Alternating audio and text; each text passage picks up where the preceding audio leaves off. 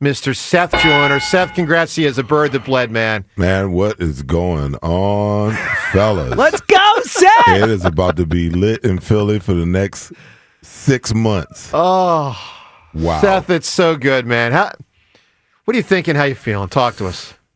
Man, listen, I'm watching the game, and we had Ray on the pre and post game yesterday, so that made it even that much more special. But they start off, they go up 10-0, but your thought process is, man, this is Patrick Mahomes, dude. Right. 10 points ain't nearly enough. And you think a little bit about 2 years ago because it was a 10-point lead 2 years ago. Yeah, absolutely. Yeah. And then, when they go up at halftime and they're up 24-0, you're still kind of hesitant. Were you? I did not feel very hesitant. 24. Hey, listen, the guy's done it. The guy's done it too many times to too many other teams where he's come back. And it might not have been that much, but the potential of what he could do. I was intrigued to see if it would look very different coming out of halftime. I was intrigued to see, they do have these great coaches on the other side. Maybe they've got something in their bag of tricks that can actually even this thing out. First drive, they stifled them. I think, I think it was 3 and out. Yeah, it was the first drive, wasn't it? Well, the first 4 drives. I meant in the second half. The second half. Yeah. In the second half, you expect for them to come out, march down the field, put 7 points on the board, and now all of a sudden there's a little bit more pressure going on. But when they stifle them, nothing like that. Right out the gate, and then they go up 34-0, I'm looking at Ray, he's looking at me, he's like, is this really happening? I'm like, Ray, you're watching it in live, in color. It is happening. They are just dominating this team. And it just goes to prove, Patrick Mahomes is a great quarterback, but you guys heard me say it so many times that pressure is every quarterback's kryptonite. And I don't care who you are, because he was just not himself all day yesterday, and it wasn't because he had a bad day. It was not. I'll repeat, it wasn't because he had a bad day. What they did rushing the quarterback with just 4 yesterday is something at the beginning of the year, especially after they let Hassan Reddick out of here, and we kind of realized that Bryce Huff wasn't going to be it. Right. No one could imagine the way they got after that team yesterday. Nobody's done it that way. I thought it was the weakness of the defense entering the season. I thought they were light on the edges. And the development of Sweat and Nolan Smith in particular, Brandon being able to give him snaps, Milton Williams being better than I thought he was. I thought he was solid, but he was better. Mm-hmm. Jalen Carter turning into a star. And then the guys like Ojomo and others, it was... Seth, let me tell you, man, as someone who, some people are going to now question if 91 is still the best defense. I still think it is. But I will say this. These guys have made it a conversation. These guys, for you, they got to make you incredibly proud as someone who was part of an all-time defense to see now another all-time defense.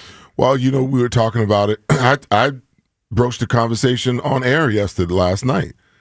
I said, listen, there's no debating that, our defense was always looked upon as the greatest defense to ever play in the city. I said, but if these guys win this game, they will have done something that we didn't even come close to. And we can be proud of that. But the conversation is now going to be, are they the greatest defense, in the history of Philadelphia Eagles football? Now, individually, it's not even close. Okay, you can't even you can't go guy by guy, line by line, and compare those players to us on an individual basis, but on the overall team basis, on a unit basis, dude, they held Patrick Mahomes to 275 total yards of offense yesterday, and most of it was garbage. Totally. I mean, it was anywhere between 0 and 6 points. I feel defensive about that. I feel defensive about that number because it shouldn't be that high. I mean, Seth, there was a point in the game. This is both a credit to the defense. This is primarily a credit to the defense. There was a point in the game with 3 minutes left in the third quarter. Mm-hmm. Jahan Dotson had more yards than the Chiefs. Yeah. I mean, think about that. Yeah. Were you texting with your buddies last night, the former players? Were you guys going wild on text? I was just looking at my text because I didn't lay down till about 2:00. Yeah. We got done with post game and then trying to navigate my way. I had to illegally drive down a number of streets just to get to my condo last night. So I didn't respond to any text or anything. I'll get back to him today. But I can tell you, it's not only ex-teammates, but friends and family members and just friends of mine from all over the country. Just the congratulations are flowing in as if I won something. But you know how it is when that's the pride of Philly when the team wins something. That's why we as a fan base are so rabid the way that we are. When we win something as a team, as an organization, we all celebrate and have joy in that. What's the next step in the progression of this Fangio defense? He said, I thought it was really interesting. Keep Zach Bond. Well, of course, I would love that. But there was something that he said in the TV copy. They talked about the fact that he didn't feel quite ready with some of these guys to blitz a whole lot because they just weren't well enough versed in the defense yet, familiar enough with all of the aspects of coverage to do what would be required with the blitzes to be able to understand all the looks that they'd get and the adjustments necessary. Is that the next step in the progression of this defense, that we actually get better to where we do blitz more? Or what is your expectation? How do they get better? As a defensive player, John, even though I grew up in the era of pressure on a quarterback, I also believe that if you can get it done with 4 down, then do it with 4 down. If every once in a while you bring a blitz, and this is, over the years, me calling for blitz and blitz and blitz, this is the misnomer that people have adopted, that even Mike Missinelli used to say, oh, you came out of the womb blitzing. I believe in pressure because pressure can do what we witnessed yesterday to the greatest of quarterbacks. I've seen it on many, many occasions, and that's why I say you cannot sit back against these great quarterbacks and not put pressure on them because they're too good. The Eagles cornerbacks, they challenged at the line of scrimmage. When you run a multiple defense the way that Vic Fangio does, it's not just a man-to-man situation that puts you in situations to be able to blitz. But it's the zone blitz, concepts that your team has to understand. It's how you pass the routes off, conceptually when you get to zero blitzes and some of these single high blitzes. That's important. And as great as this defense has been, and we're all shocked by it. I've been talking about it, forever. How in the world do you take one of the worst defenses last year and turn them into the best defense this year? How do you get, 2 first round, first and second round rookie, 2 new linebackers, a guy who didn't know whether his shoulder actually worked or not, last year. You go and you bring back a safety who, you jettison. You bring him back, and then, you got an aging cornerback on the other side, that sometimes looks great, and other times, you leaves you kind of scratching your head. So how do you do all of that? So you gotta know that, John, that there's a lot in that playbook that we did not see. And when they get it conceptually like he's talking about, that will come this offseason with him having more time to expand the playbook, the defense having more time to digest the complications of that defense. They'll only get better, because I'm telling you right now, Joe, I tell you all the time, it took us 2 years. It took me personally. I can't speak for anybody else because I had to learn the defense. I had to learn what everybody is doing. As a linebacker and a guy who calls the plays in nickel, and as complex and as complicated as our defense was, you have to know what everybody else is doing. I need to know what the front looks like and what their responsibility is, because then I know what my gap responsibility is in the run game.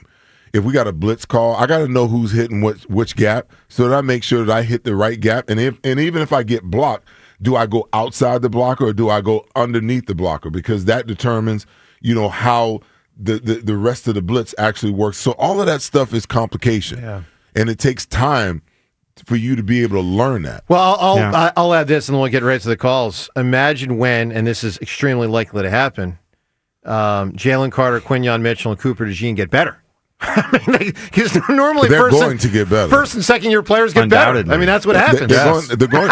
Think about that. You talked about Zach Bond. Yeah, Zach Bond is a priority, but Josh Sweat, no question. and Milton Williams. They're the big three on day. I mean, what free agents? Well, let me throw a little something out because there's a guy that's out there requesting the trade, and he really wants to come to Philadelphia. Miles Garrett. Is that realistic that we could actually do that?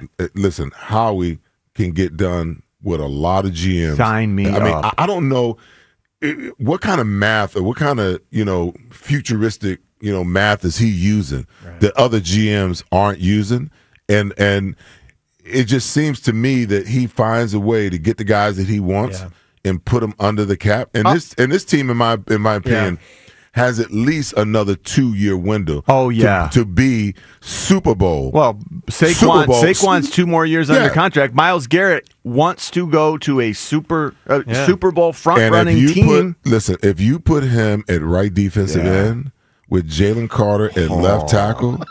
You know how Vince Carter at the dunk contest said it's over. It's over. Miles Garrett, it is over. I love it. He is a monster. Let's get some calls in here. The great Seth Joyner with us. We all celebrate together this morning. 215-592-9494. Mark in Delaware. Hi, Mark. First off, I want to say, Seth, you will be in the Hall of Fame. You belong in the Hall of Fame. Fact. Thank you, man. Fact. You want some words to capture how I'm feeling? Yes. You want some words to capture the moment? Yes. How about dominance? How about sheer dominance from defense and offensive line? You want some words to capture how I'm feeling? How about elite for a word? We now are in an elite class of teams with multiple Super Bowls. You want some words to capture the moment? How about naysayers? Bye-bye. You want some words to capture the moment? How about Super Bowl champs? I love you all. Go Birds. Good job, Mark. Technically, if I was really going into I would say when he spelled the Eagles, they were letters, not words. But I'm allowed to make those jokes on this fine Monday morning. No, great job, Mark. Chris in Ocean City. Chris, good morning. Hey, good morning, everybody. Hi, Seth, Chris. it is an absolute pleasure to talk to you, and I just wanted to thank you personally for being such a staunch and consistent supporter of Jalen for years, particularly when the days got darkest.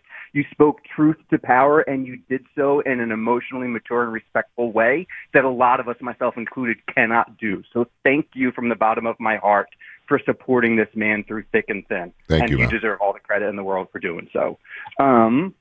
But I will say my heart is incredibly full. I'm just overwhelmed with pride. And it's one of those things, I feel like you could make a major motion picture about probably a half a dozen of the stars on this team, from Hurts to Saquon to Mailata to all these guys. It's been a beautiful thing. Yeah, Mailata could be a Disney movie. You know, like the way they do those kind of quirky, out of nowhere things sometimes. He could be that. It's quite a story. They're full of personality. Oh, unreal. But also, I think it's a testament to the intangibles. You know, Joe, you were speaking a little bit earlier about not being able to put a finger on the term, and to think about how far Nick and Jalen have come from being excoriated and talked down about the intangibles that made up their mental and emotional strength. And that was on full display all year, most importantly last night. And I think it's important that we recognize the family members who keep them strong and were the shoulders to lean on when the night got the darkest. Yep. And I'm just so grateful and so proud. And it's a joy to be able to share this with you all, and just wanted to thank you for the great coverage and, you know, giving us a platform to be able to express this gratitude. So I just wanted to say that I love you. Thank you for the coverage. Go Birds, and Happy New Year. I love you guys. Thanks, Chris. Likewise to you, buddy. I mean, listen, all good sentiments right there. And, you know, the family stuff, no question. I mean, you know, there was the hug between Jalen and his dad last night. There was multiple embraces. Saquon and his daughter. The daughter kept asking, "Where's mommy? Where's mommy? Where's mommy?" There was a ton of, you know, one thing that was not with someone. There was a moment captured on social media. Well, I think I saw it in photograph form, but I might have also seen it in video. It's all running together. There was a lot to consume. There was a moment when, and I don't know how long this went on for, but Jalen was sitting on with the ground Lombardi, with the Lombardi trophy. Smoking a cigar. Yeah. And it's just right between his legs, and it's just, he did this, man. Yeah. He did it. It's so cool. Seth, to the point that one of the last two callers, I forget which one, brought up, you and Jalen, Have at me. Anything you want to say. I mean, you and I went round and round and round and round over the last roughly 3 months. What are your thoughts this morning? It's it's a myriad of things, and I addressed some things, at the end of my show last night that I want to share here. Because, social media and multiple media platforms have put people in a position where they can be overly critical sometimes. And what we do is, especially for me, I'm an analyst. I'm an ex-player, but I'm an analyst. That's how I get paid. That's how I make my living. That's what I do now. I'm retired. I don't play anymore. I'm full of opinions, and I'm not afraid to voice my opinions. But I think sometimes what winds up happening is, people on social media keep receipts about things that you say. And people, I don't know whether, they want to be right, they want to argue with you, or they got an axe to grind, they want to, shut you down or whatever it is. But somebody came at me last night and they were like, oh, you've been talking bad about, Jalen Hurts all year long. I'm like, what? Well, that guy doesn't know what he's talking about. I'm like, where have you been? Yeah. So my thing is, understand that early in the season, this football team and its coaching staff, particularly Nick, they deserve the vitriol that they were getting. And things can alter and things can change. Nick did a lot of growing up between, week 6 and where we are today. And he's to be commended for that. No question. And you can sit on the critical side and then at this time come over and talk about what a great job he did. You know what? Sean McVay is 100% correct. He is the most disrespected coach in the National Football League because we locally and the media nationally can't move past his immaturity later, and we can't acknowledge his maturity over a 15-week span and say, great job, coach. You're one of the best in the business. Not only just because you won the Super Bowl last night, but because you've proven that you've matured over a 15-week span and your players love you. And how in the hell, coach, did you not wind up in the Coach of the Year conversation from a team that completely fell apart at the end of last year, was 500 through 4 games this year, and now you're a Super Bowl champion, and you still don't get the respect that's due. Same thing with Jalen Hurts, same exact thing. I'm not coming after anybody to say I told you so, but I did tell you so. I've been around long enough to watch and understand what's going on. It's the same thing with Jake Elliott. Everybody's like, oh, we need a new kicker. No, we don't. No, we don't. Excellent. Because what he does is he makes the hard kicks. He's money when it counts. Jalen Hurts the same exact way. They had to make a decision because they were turning the ball over at such a high clip through the first 4 weeks, and it was a mirror of what you saw at the end of last year. So they made the decision, the offensive lineman, like, listen, we've got this, we've got this golden goose that we've been gifted. Saquon Barkley, let's ride this thing. And he had a phenomenal year. But at every turn, when the Eagles needed Jalen Hurts to be that guy, he was that dude.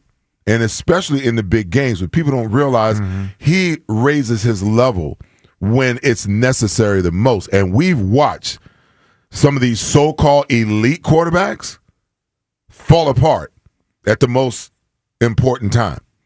Now, Joe, I said last week, I ain't worrying about Patrick Mahomes, and I ain't worrying about the Kansas City Chiefs. I did so out of confidence for my team and to give them the positive energy. Now, you nailed it. Because I wanted them, and they played that way. They played like Patrick Mahomes is great, Andy Reid is great, but we don't give a rat's ass about either one of them. Yeah. We're here to take this Lombardi back to Philadelphia. And that's the mentality that you have to have. So when I'm saying what I'm saying, I'm not here to like cut nobody up. I'm just here to say, this is my mentality. This is the way I played the game. This is the way I view the game. This is the way that I view our team playing the game all the time. Because if you don't think that you can do something, if you're not confident that you can do something, if you're not confident in your ability to be the best on a given day, it's almost impossible to get it done. It just is.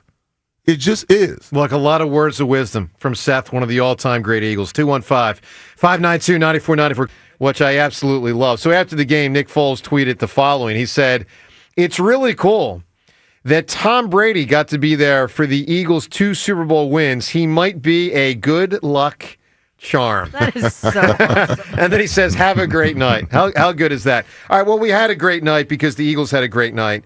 And they did so really in the grandest fashion. Look, who's the best team in Philly sports history? I don't know.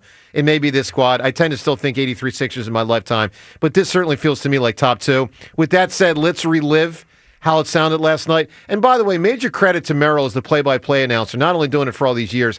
I thought he nailed the calls. What you're about to hear, he nailed, including the final one. And it's not always easy at all when a game is long decided to rev it up in the moment when it's just a kneel down and have a great call on a kneel down for a title. But he did that. He did it the whole way through last night. Well, Merrill really nailed it, and the Philadelphia Eagles last night entirely nailed it, and really this season. I mean, and I'll say this, they really improved. Because I don't think they were great early. I really don't. And I'm not just talking about 2-2. Even parts of after that, it was a little sluggish at times, but they really came on like gangbusters and now put themselves in the conversation for best teams in Philadelphia sports history, to which we ask this Twitter poll question of the day, brought to us by Armin Chevrolet. Learn your journey let the journey begin in the completely redesigned 2025 Equinox from Armin Chevrolet. Together, let's drive. Visit ArminChevy.com. All right, poll question. Are the Eagles Super Bowl champs of this year the best Philly sports team you've ever seen? Now, obviously, different people at different ages will have different perspectives. Let's just go around the horn real quick. James, you've seen a lot, a little bit over 40 years old. Are they the best team in your lifetime? Handily. It's not a question for me. Yes. Rhea, are the Eagles this year the best team in your lifetime? You go back to the Flyers of the 70s, probably. Well, that's a little. I was way too young for that. But it's tough because the Sixers. I mean, they lost one game in 3 series. Yeah. I mean, it was. I'll say this. 5-4. I think it's 83 Sixers in this team second. That's my gut feeling. Here's my feeling on this team is that was a total domination. It was, I'm not sure I expected them to win, but I didn't expect that. I did not. And I think they did. And I just think, they might have. You do that to a Patrick Mahomes and Andy Reid, Spagnuolo. They looked lost on that side of the field. I know. I think that's the greatest I've ever seen. Okay, that's a great answer. John, I got the results here. A lot of people voting, obviously different ages. Are they the best team we've seen in Philly sports? Is it Twitter? Twitter. Oh, it's going to be high. Because younger people? because of the younger people. Yeah. John, what do you think the vote is? 81%. It's 93. Wow. Yeah. Wow. Seth, That's do you little remember the 83 Sixers? You weren't living here at the time. I'm just making sure. It begins with Dr. J. Of course it's Doc. Because I was a Dr. J fan. Sure. I mean, I had the Dr. J's when I was in high school playing basketball. Man. I remember from the ABA, I used to kind of pat my fro the same way. So when he came to Philly, I automatically became a Sixers fan and, was waiting for this championship. Look, I think it's those two teams. You can order them however you want. Just perspective for those that are young. That team had four of their 5 main players made the Hall of Fame. Yeah. 4 of the 5. That's all. And they did 83, I was in my freshman my sophomore year in college, man. That's great. And so sweeping Magic and Kareem in the finals. That's the one thing. Beating Mahomes and reading all that, incredible. Sweeping, not beating. Sweeping Magic and Kareem was something as well. That's right. But for what it's worth, 93% of respondents in our poll said yes with this team. With that said, let's do what we do every day at this time. The time is yours. Can't wait. Unlike everyone else, we actually check our voicemail. Tell us, what do you want to say? The time is yours. Time's yours. And then, of course, there are other teams that I'm less familiar with, but I know older people will tell you the 67 Sixers were really great as well. All right, time's yours. And, Flyers, the whole deal. We know the teams. Time's yours, brought to us by Xfinity Mobile, the sponsor of WIP's Xfinity Mobile Lounge. Xfinity Mobile customers now get exclusive access to Wi-Fi speeds up to a gig on the go. Let's hit it with Time's yours. We have finally achieved the gold standard that Jeffrey Lurie has told us about many years ago. God bless Jeffrey Lurie for buying the Eagles, bringing us to a second Super Bowl. So now we can hold up two middle fingers when anybody asks us just how many rings we got. The Eagles. Thank you so much. I like that gold standard comment, man. I think that is a very astute comment. Bringing it back to broad, baby.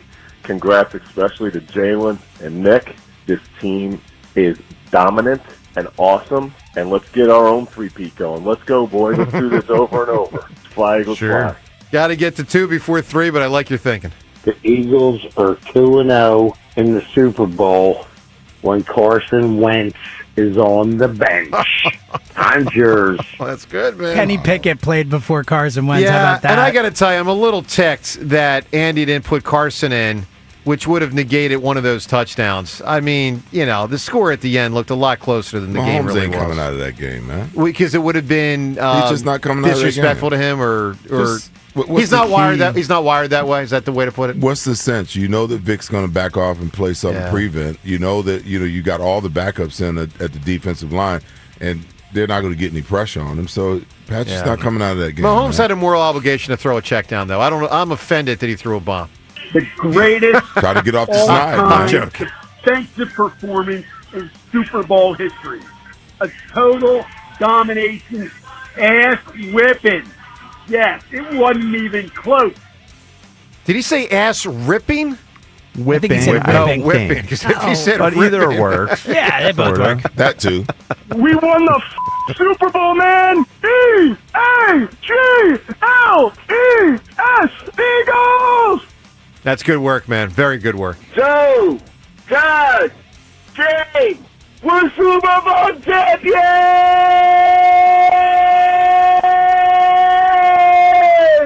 Woo! Good work, dude. Good work to everybody. I know there's a million people that called, and they didn't all make the show. I mean, we'll try to play as many as we can tomorrow. We appreciate everyone listening. We appreciate everyone calling. With that said, let's wrap it up with Time's Yours. The Time's Yours line. Leave Joe and John a message of your thoughts, compliments, and complaints.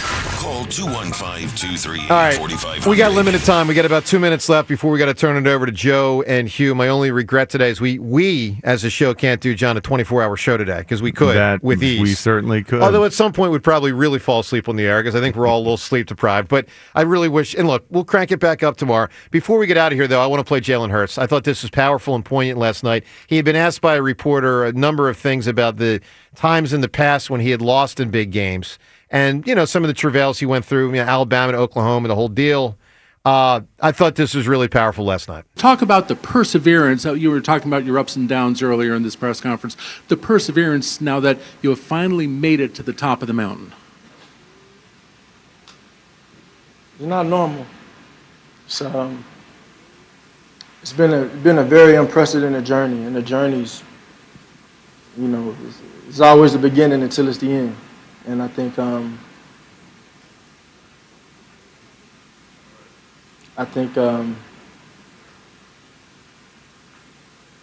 means a lot. Quantifying all that work over the years, embracing everything, taking every challenge head on, and taking every joy and moment of achievement and success head on as well, and processing them all as one. Look, it's just phenomenal. And guys, tomorrow on our program, and I'm sure more through the day at WIP, we will continue to compile the best of things that were said late last night, and obviously that'll be said today. So, just again, thanks to Joe Wechter for putting together the montage, which is the main piece of audio we leaned into today. Seth, to you, and John, to you as former players, I congratulate you guys. I think I hope we as fans, you guys are also fans now, but you're players. We always feel a debt of gratitude to you guys to pave the way. We really do. To everyone in the Eagles organization, the players, the coaches, the administrators, the trainers, the whole deal, we salute you. We'll always salute you because you did something that's very special and frankly very rare. And I truly look forward to 20 hours from now when we crank this show up again and we get to do it again tomorrow and the next day and the next day. And I wish we could stay here today forever, but we got to get to Joe and Hugh. I tell you what, I don't know about gold standards and the new normal, but Roger Goodell didn't act like he was overjoyed about giving Jeffrey Lurie that trophy. A little subdued. And I wish I could kind of just thumb my nose at him a little bit. Because someone's got to turn the microphone on. The microphone wasn't even on. It's okay. Guess what, Philly? I get the sense that we might be in this position again in short order. I like it. I mean, the defense is young and coming. We're the second youngest roster in the league. The offense is locked in. And, I was saying all year long, Joe, I think that we're a year ahead of schedule. So I think that, Beautiful. God willing, in the next 2 years, I think we're going to get another one. I love it. Everyone have I don't need to tell you because you already are and will, a spectacular rest of the day. Thank you to the Eagles and thank you to everyone listening. We'll do it again tomorrow. But listen, it rolls on because Joe and Hugh, they're up next.